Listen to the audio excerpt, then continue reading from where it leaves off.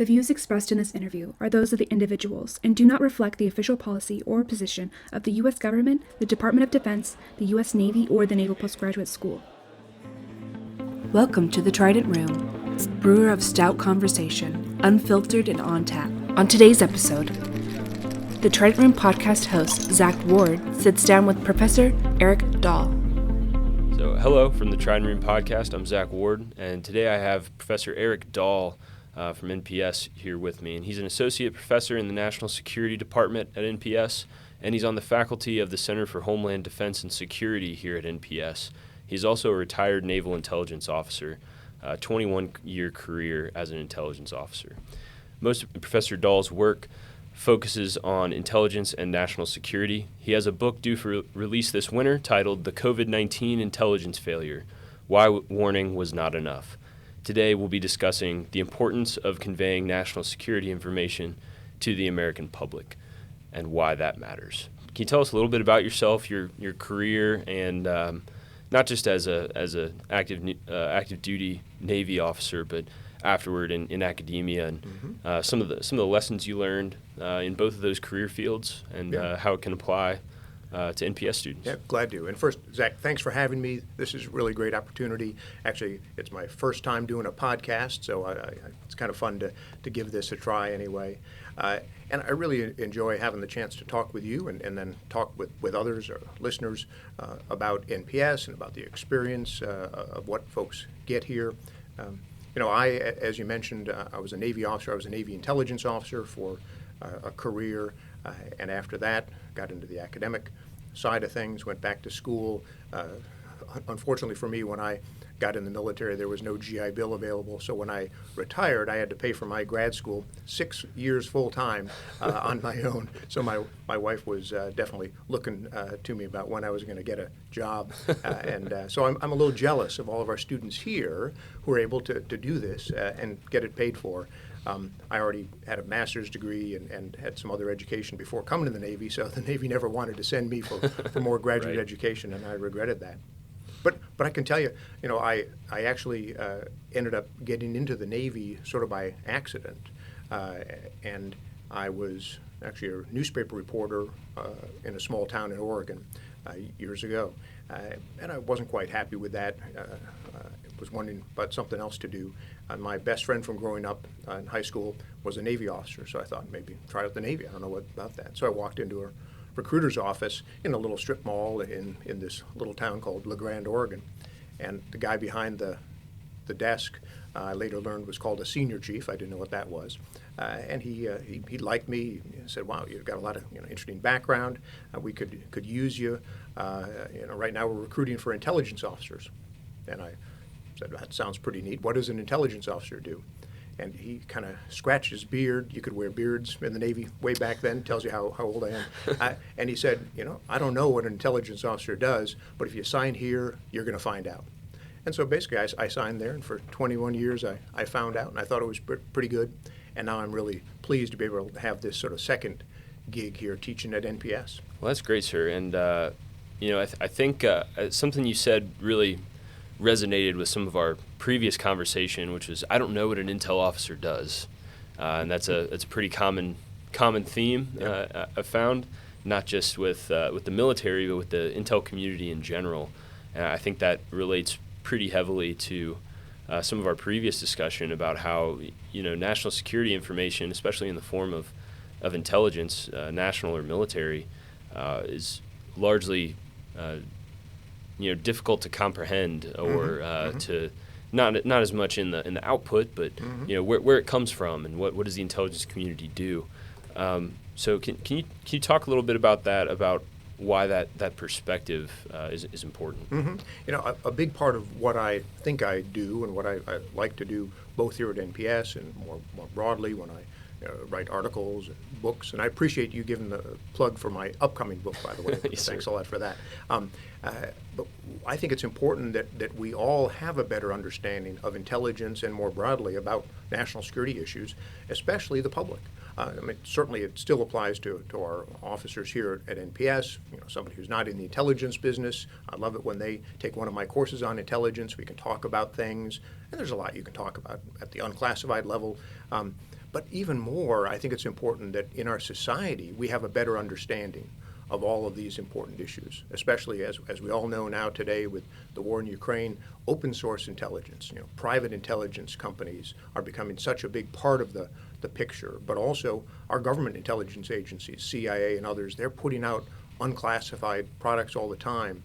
And it's important for people to understand a little bit more about how that all works, and that it's not all, just like James Bond movies and stuff like that, which are cool, but that's not the at least it's not the job I had. Right. Me neither. Yeah.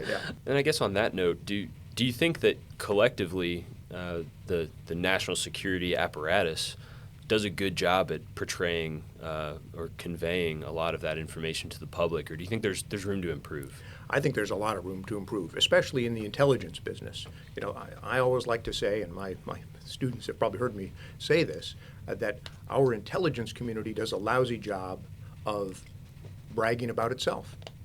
And of course, part of that is for a really good reason. That intelligence agencies don't like to talk about what they do because it could give away sources and methods. You always hear about that. In particular, and here's where it becomes sort of a paradox, we don't like to talk about intelligence successes because the things that work right in the intelligence world, and I think it applies to the national security world often more broadly, the things we do right are still going on probably. We're still using those techniques, so nobody wants to talk about them. So all we hear about is intelligence failures. Now that's a big part of my study, is about intelligence failure and how you can turn a failure into a success. But the problem is that our public gets this view that we're either intelligence officers are either superhuman, Tom Cruise or James Bond, or they're a bunch of clowns who screw up all the time. And the truth is probably somewhere in the middle. Right. I think getting to another point, which is, why should the average American care so much about national security matters? Like why? Mm-hmm. Why does it matter? Well, you're absolutely right. I think it really does. But the main reason is because our whole society, our system of democracy, depends on everybody being engaged, at least a little bit. And the problem is when, as we all know now, I'm not saying anything that nobody doesn't know, is that we're all bombarded with so many messages. Now there's too much information out there, and nobody knows how to process it. Way back in my day, we had this term we called Afghanistanism, and that meant this was way back. But the idea was that Americans didn't care about far off places they couldn't even pronounce, like Afghanistan. Of course, we all learned that a far off place like Afghanistan can really impact our national security on a very, very real basis. Now, more recently, we've had sort of a smaller version of that. A few years ago, if you'd asked most Americans where Ukraine is on a map, they probably wouldn't have had much of an idea.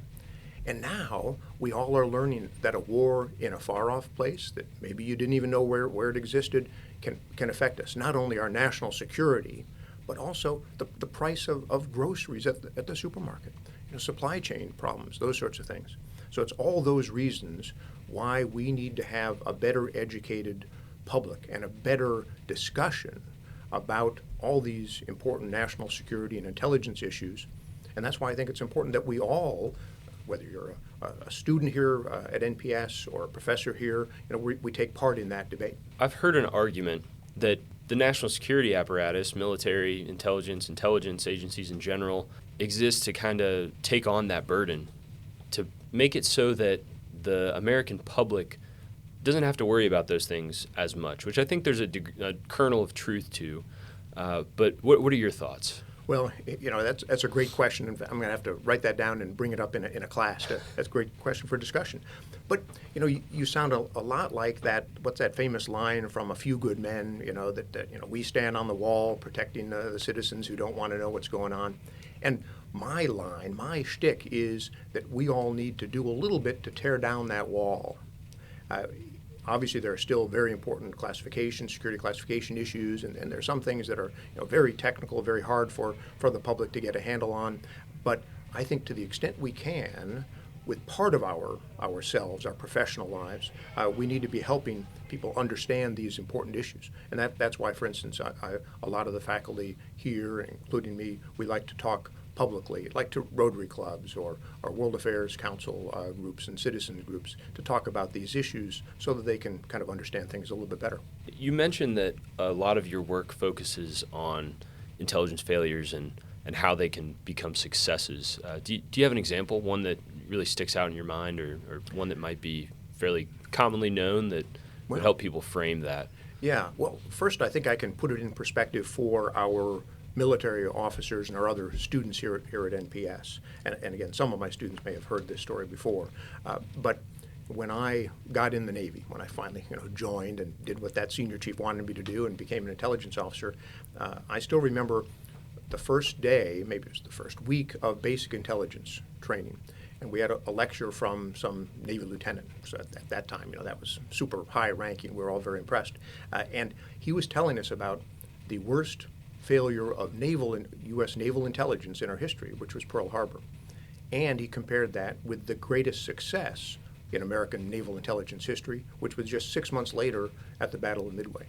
And he told us that our job, what we devoted our lives to as intelligence officers in the Navy, was to prevent the first failures and make the effects ready to have a success like Midway. And we thought that was great. And we were all going, ooh, ooh, ooh, and we were all motivated and we wanted to run out there and do our job. But I realized later he hadn't told us anything about how to do that job. And the problem is, and here where it's come back to our students today, I think, I spent my 21 years of my career still not really knowing what that difference was. I mean, the job is to show up every morning, drink a lot of coffee as an intelligence officer, do a good job, give good briefings, whatever. But I never had the chance to be able to sit down and think about really what it means to not have a failure and to have a success. What's the difference there? And I didn't have that chance until I retired and was able to go back and work on my Ph.D. dissertation, which became my first book. And so I am really pleased that our students, that you get a chance while you're here to sit back and think about some of these issues that otherwise, you just don't have the time to do it. But I'll also say for all of us, all Americans, for everyone out there, and we can see when we have an episode like the January 6th episode, the assault on the Capitol, whatever you think about it, I think that it was clearly, in part, an intelligence failure, that there were lots of warnings ahead of January 6th, but they weren't listened to. And so here is a case of intelligence, of organizations that gather information, that provide intelligence assessments, but they ended up not being listened to, and something terrible happened. And so that just shows why these issues about intelligence, they're not just in history, it's not just about Pearl Harbor, and they're not just behind closed doors. They're issues that affect all of us really every day. Right, and the effects of, in particular, January 6th, the Capitol riots, that continues. We're still talking about it. That's right, absolutely. Yeah. We are trained to at least be thinking about whether information that we are taking on board might be deliberate deception, might be wrong information, how to verify that information. Often in the Navy we call that good gouge rather than bad gouge. And one of the ways I look at it, that the American people need to learn to step back a little bit when you take on board information from whatever it is, social media, from the news, TV, or whatever it is, kind of approach questions and issues the way you would as an intelligence officer. Think to yourself, okay, what's the source of that? Could that be bad gouge? I want to get the good gouge. And we can kind of help make that process work, I think.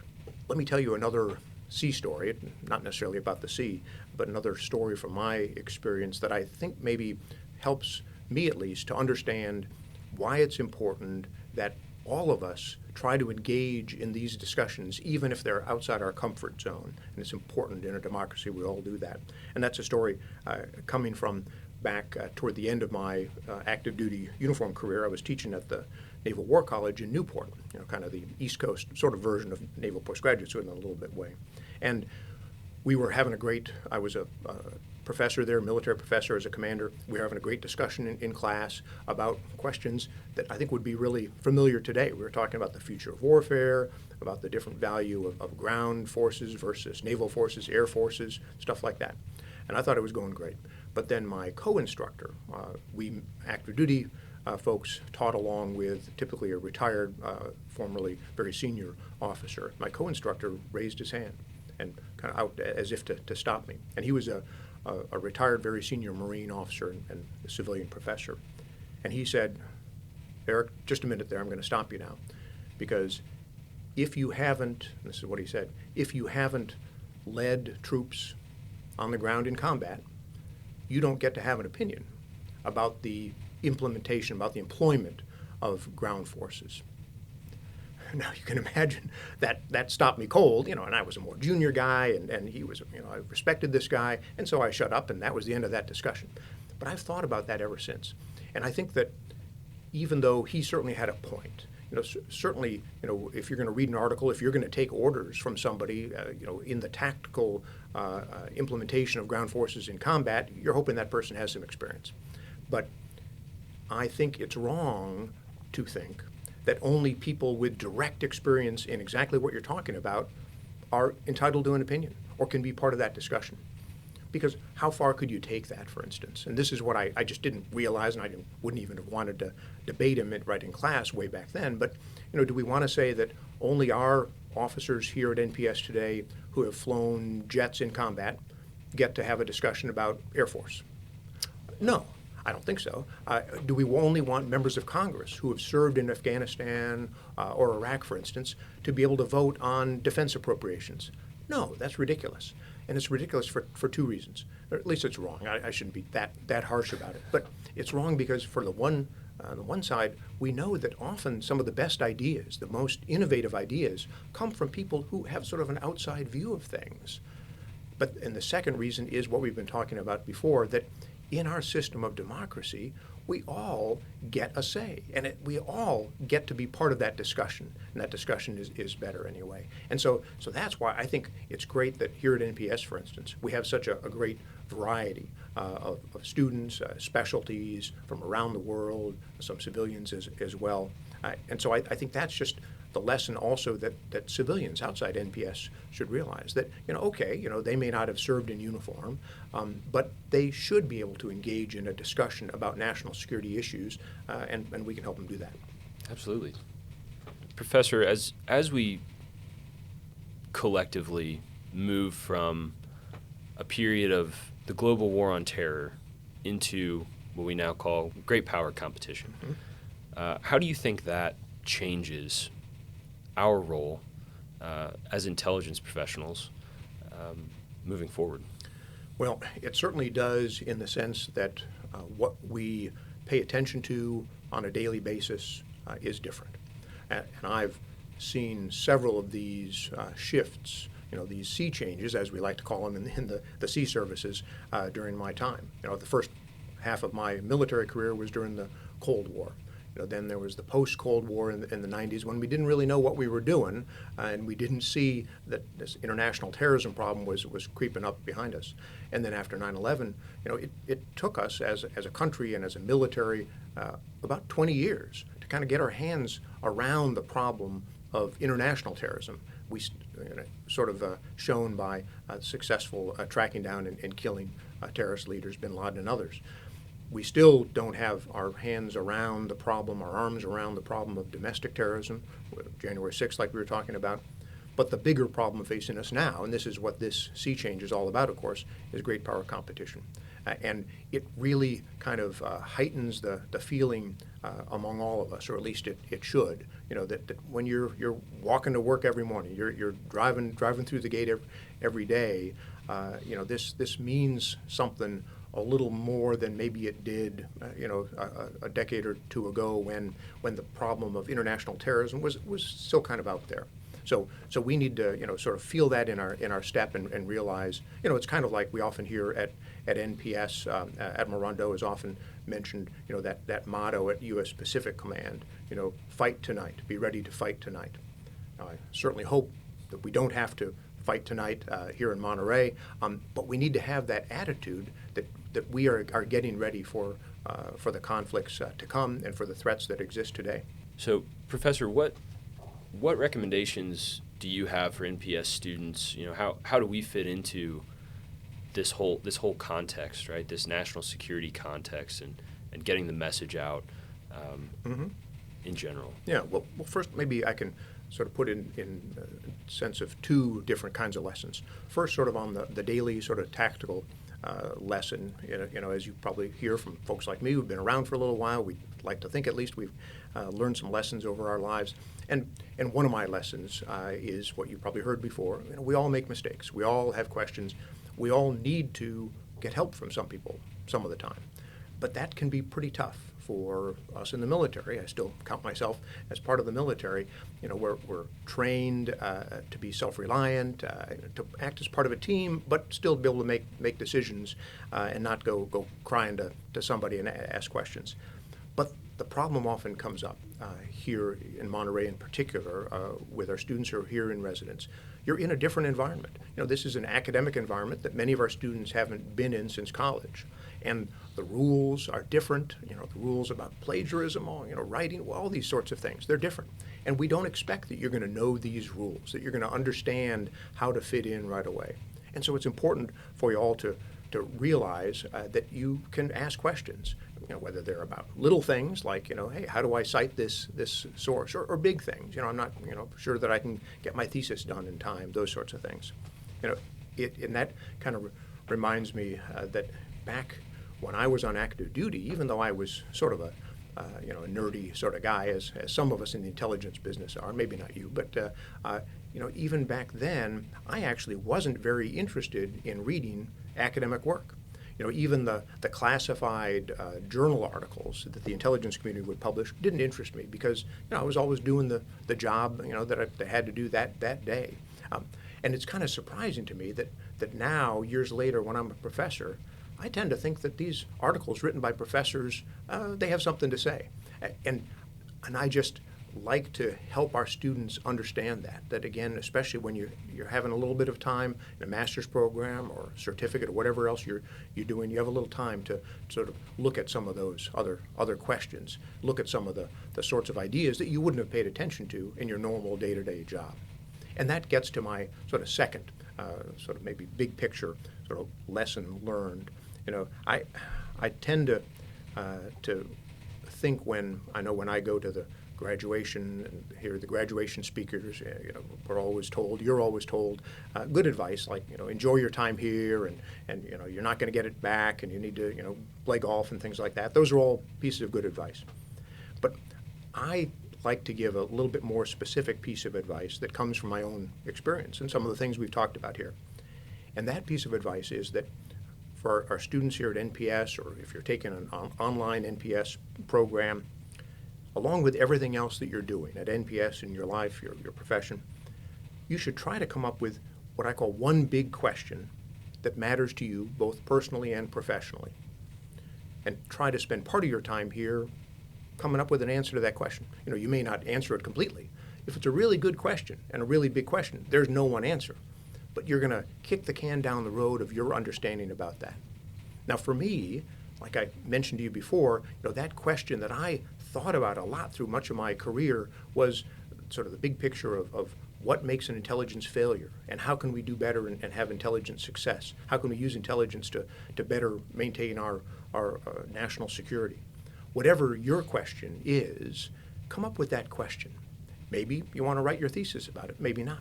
But if you spend at least part of your time here at NPS, in an NPS program, thinking about that question and sort of advancing your understanding of that, and maybe even coming up with a possible answer to it, that's going to be an important part of what you get out of this program and how you actually end up contributing to our national security. As you can tell, I'm practicing here for someday when I get asked to do a graduation speech or something. This is a great, this is offline here, but a great opportunity to think about these things. Absolutely. No, this is great.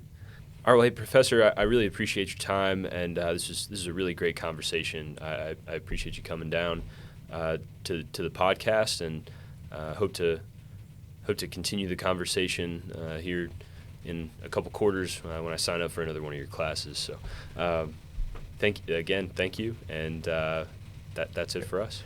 Thank you, Zach. I really enjoyed it. Really good talking to you. And next time, let's see if we can be in the real Trident Room with something other than bottles of water. Absolutely. Right. Thanks for joining us in the Trident Room. For more information about today's guests and topics, please visit the show notes. The Trident Room has been brought to you by the Naval Postgraduate School Alumni Association and Foundation. For questions, comments, and suggestions, please email us at tridentroompodcasthost@nps.edu and find us online at nps.edu/Trident Room